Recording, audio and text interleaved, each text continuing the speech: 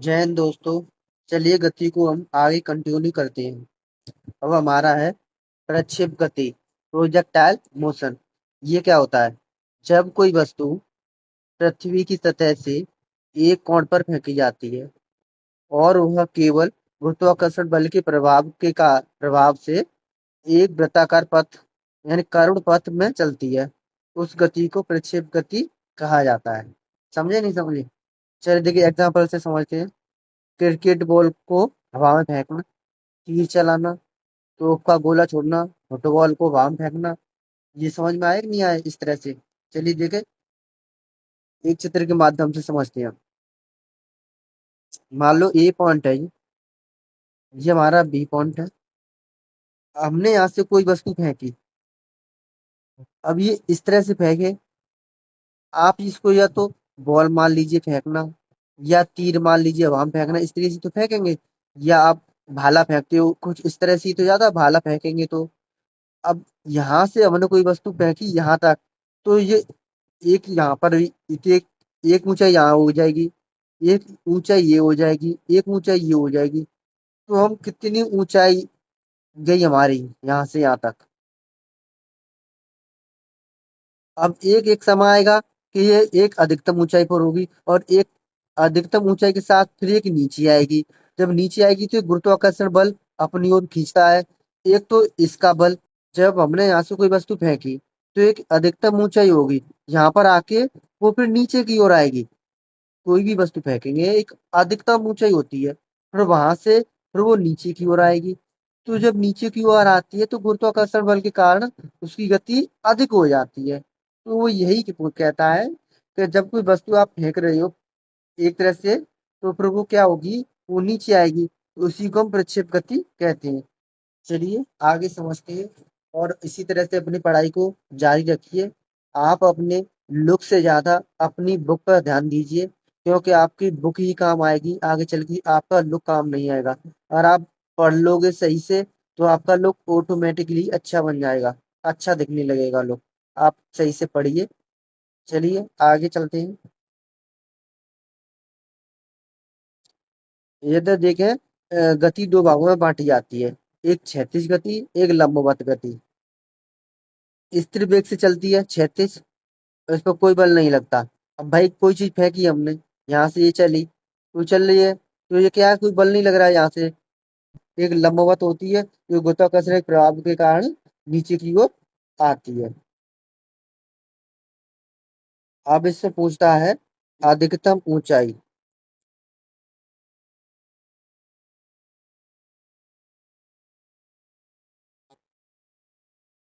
अधिकतम ऊंचाई एच क्या है? तो इसका सूत्र है यू स्केयर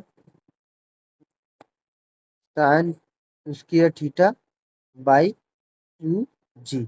ये अधिकतम हाइट का फॉर्मूला है।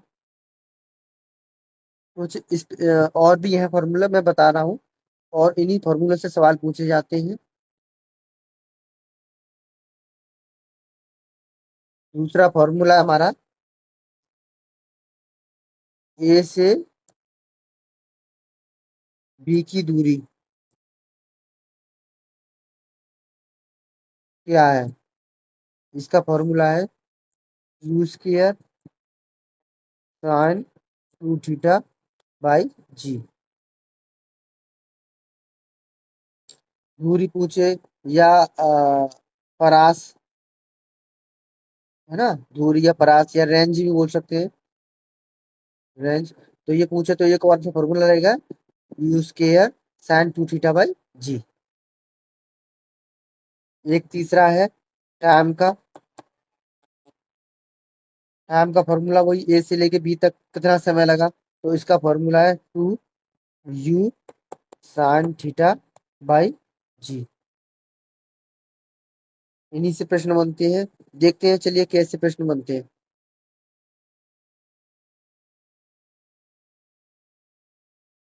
कोई भाला 10 मीटर पर सेकंड 10 मीटर पर सेकंड से फेंका गया और आपको कोण दे दिया जाएगा। कोण दिया 30 डिग्री का। तो आपको पूछा है रेंज क्या होगी। रेंज क्या होगी बताइए, क्योंकि रेंज वाला फॉर्मूला क्या था हमारा, आर बराबर you square sign two theta by जी। देखिए जी का मान हम कितना रखेंगे, 10। 9.8 होता है पर हम 10 रखेंगे, इससे क्या होगा हमारा सवाल आसान हो जाएगा। रख दीजिए मान, यू स्केयर कितना दिया है 10 का वर्ग into sine two into theta का मान कितना दिया है 30/10। 10 का वर्ग 100 इंटू साइन टू यानी कि साइन 60/10। ये 10 से ये कट गया यहाँ पर। साइन 60 का मान कितना होता है, क्या बचा था हमारा अभी, 10 इंटू √3/2। दो से कितनी बार गया, 5 बार। क्या बचा, 5√3। क्या आ गया हमारा, रेंज। कुछ इसी तरह से सवाल पूछे जाते हैं, आप फॉर्मूला रख दीजिए, आपका आंसर तुरंत निकलेगा। चलिए दूसरा प्रश्न देखते हैं। कोण दिया है आपको 30 डिग्री, वेग दिया है 40 मीटर प्रति सेकंड। सभी प्रश्नों को निकालना है, सभी फॉर्मूलों से संबंधित है, सभी फॉर्मूलों से इसमें करते हैं, सभी फॉर्मूला को सवाल करेंगे इसी से। जैसे पहला टाइम निकालते हैं, यानी कि इससे टाइम निकालते हैं। टाइम निकालेंगे, टाइम वाला हमारा फॉर्मूला क्या था, 2u sign theta by g. रख दीजिए इसमें फॉर्मूले में इनका मान 2, यू कितना दिया है वेग 40, साइन थीटा का मान कितना दिया है 30, जी का मान 10। तो अभी आपका क्या बचा, 2 × 4, 37 का मान कितना होता है 1/2। दो से ये दो करेगा, कितना बचा आंसर 4। कुछ इस तरह से सिंपल सवाल रहते हैं, बस आपको फॉर्मूला आना चाहिए। अब ऊंचाई करते हैं, ऊंचाई को लेते हैं हम। तो हमारा ऊंचाई वाला फॉर्मूला क्या है, u square sine square theta by 2g। रख दीजिए इसमें मान, मान कौन से थे, कोण 30 था,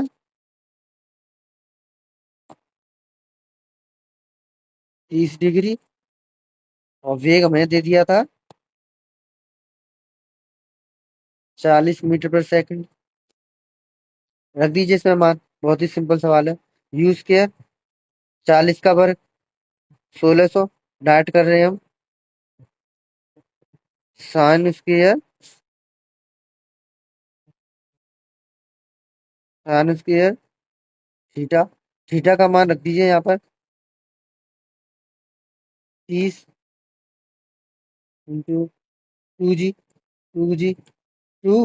जी, का मान 10, 10 से ये गया, ये 8 बार चला गया, यानी कि 80 इंटू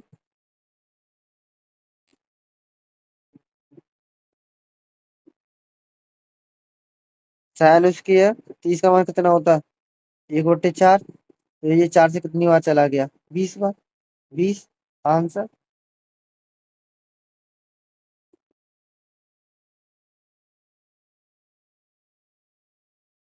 चलिए रेंज निकालते हैं।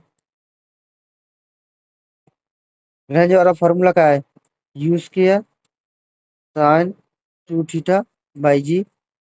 रख दीजिए मान, यू स्क्वायर कितना है 1600 into sine two into theta का मान कितना था 30, जी का मान 10। ये एक जीरो से जीरो गया,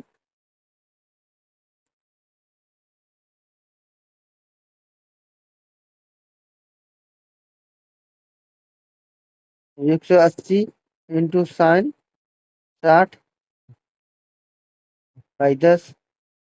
160 साइन 60 का मान कितना होता है, ये सॉरी ये तो यहाँ से हट ही गया। साइन 60 का मान कितना होता है √3/2। ये 2 से कितनी बार गया? 8 बार, यानी कि 80 √3 आंसर। अगला प्रश्न देखते हैं। जैसे परास ऊंचाई से 4 गुना है, ठीक है, तो कोण क्या होगा? कोण क्या होगा? परास उसकी ऊंचाई से 4 गुना है, तो कोण क्या होगा? यहाँ R बराबर 4x, यही तो निकला। परास रेंज 4 गुना है। एक सूत्र है हमारा, U² sign 2θ/g।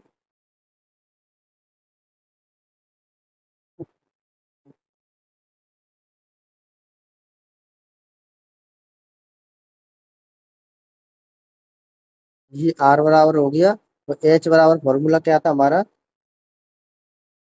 U² साइन² θ/2g, यही तो था।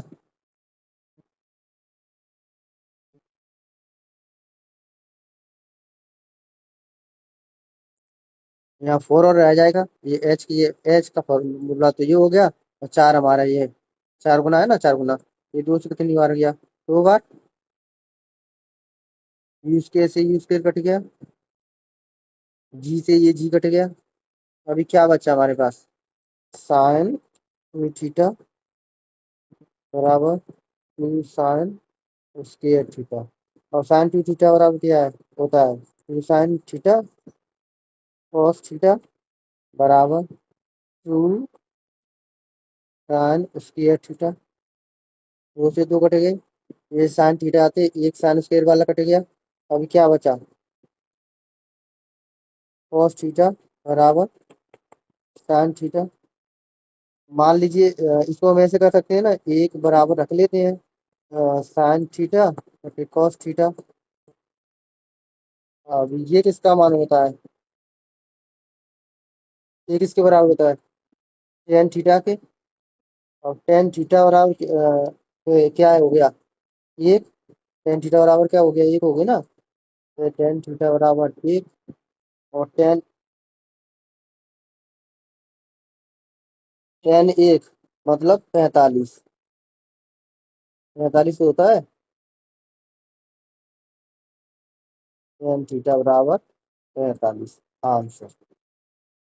40 किलोमीटर प्रति सेकंड से चल रही है, यानी प्रारंभिक वेग u बराबर 40। त्वरण दिया है हमें 10 मीटर पर सेकंड स्क्वायर। ए टी दिया है हमें 6 सेकंड। हमारा फॉर्मूला क्या है दूरी निकालने का? एस बराबर UT प्लस A/2 AT²। अब रख दीजिए इसमें मान। U कितना दिया है? 40 प्लस UT, सॉरी प्लस नहीं, 40। U कितना है? 40। T कितना है? 6 प्लस 1/2। A कितना है? 10। T कितना है? 6 का वर्ग है ना, 6 का वर्ग। तो कर दीजिए सवाल को सॉल्व। अब यहाँ तो ये हो जाए 6 चौक 24, ये 2 से 5 बार गया, प्लस 1/2 इंटू है 36। ये बल्कि कितनी बार गया? 18 बार। ये 180 हो जाएगा, 180 और 240 420 मीटर आंसर। चलिए आगे समझते हैं आवेग। आवेग क्या होता है? किसी वस्तु पर लगाया गया बल यदि किसी अल्प समय के लिए, शॉर्ट टाइम के लिए लगाया जाए, तो वह बल उस समय का गुणनफल का आवेग कहलाता है। नहीं समझे आप? चलिए समझाता हूँ मैं। आवेग एक ही दिशा में लगने वाला बल होता है, और जो कम समय के लिए होता है। जैसे हम जब क्रिकेट देखते हो आप, जब खिलाड़ी कैच पकड़ता है, थोड़ा सा हाथ पीछे कर लेता है, आपने देखा होगा। हाथ पीछे करता है वो थोड़े से समय के लिए लगने वाला बल, इससे क्या होता है, हमारे ऊपर बल कम लगता है। और समझिए जैसे हम बचपन में पढ़ते थे, हमारे टीचर पढ़ाते थे, तो हम कैसे अपने हाथ को पीछे से झटके से खींच लेते थे, तो उस समय में जब हम बल लगता था तो वो कौन सा बल होता था, यही बल होता था, आवेग होता था, जिससे क्या है कि हमको चोट कम लगती है। में क्या होता है, बल अधिक लगता है, समय कम। बल अधिक होगा, उसमें समय कम होगा, तो हमको क्या, झटका टाइम में लगता है। क्या लगता है हमको, झटका। तभी तो एकदम पीछे से झटके से हाथ खींचते हैं। ये बहुत ही पावरफुल बल होता है और कम समय के लिए लगता है। आप समझ चुके होंगे, जैसे कैच पकड़ना, कैच पकड़ना है।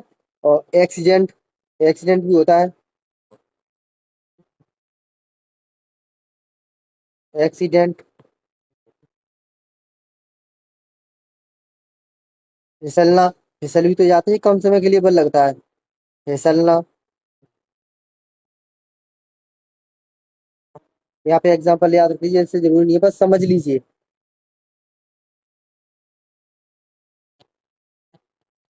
आवेग बराबर बल इंटू समय।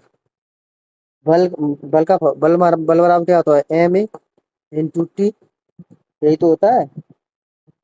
चलिए संवेग को समझते हैं। संवेग क्या होता है, संवेग, इसको इंग्लिश में बोलते हैं मोमेंटम। किसी गतिमान वस्तु की गति में रहने की प्रवृत्ति को संवेग कहते हैं।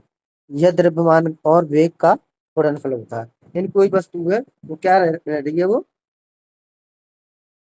अपनी गति में गति में रहने की प्रवृत्ति को, गति में रहे वो मोमेंटम, वो क्या कहते हैं, संवेग कहते हैं। ये क्या होता है, द्रव्यमान और वेग के गुणनफल के बराबर होता है।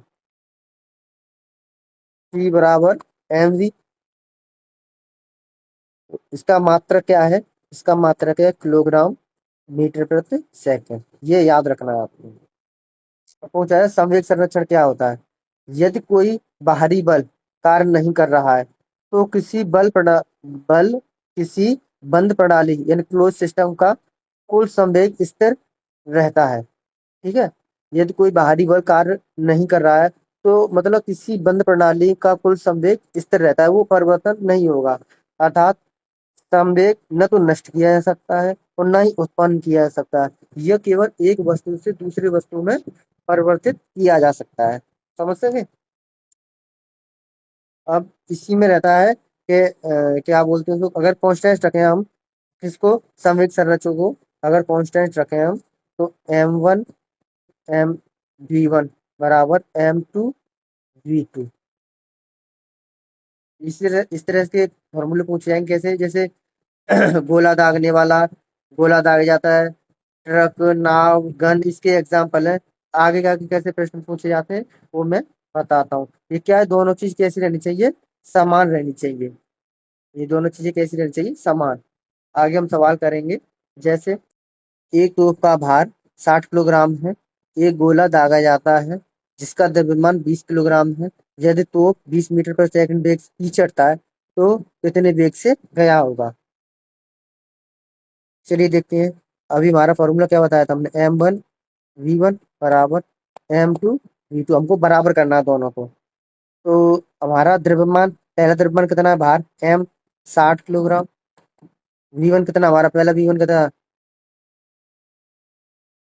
वेग से गया होगा जितना 20, वेग 20। m2 कितना है, 20। और v2 पूछा है हमको, 20 से ये 20 कट गया, v2 कितना आ गया हमारा, 60 मीटर प्रति सेकंड। आंसर। आपने गति, संवेग, आवेग से संबंधित अध्ययन कर लिया है। अब इससे संबंधित दूसरे चैनल स्मार्ट एमसीक्यू रिवीजन पर टेस्ट देना है आपको। वो मैं 3-4 दिन के बाद लेके आऊँगा क्लास, वहाँ पर आप जाकर टेस्ट कीजिए और बताइएगा आपने कितने प्रश्न सॉल्व किए। आज के लिए धन्यवाद, मिलेंगे नेक्स्ट क्लास में। जय हिंद।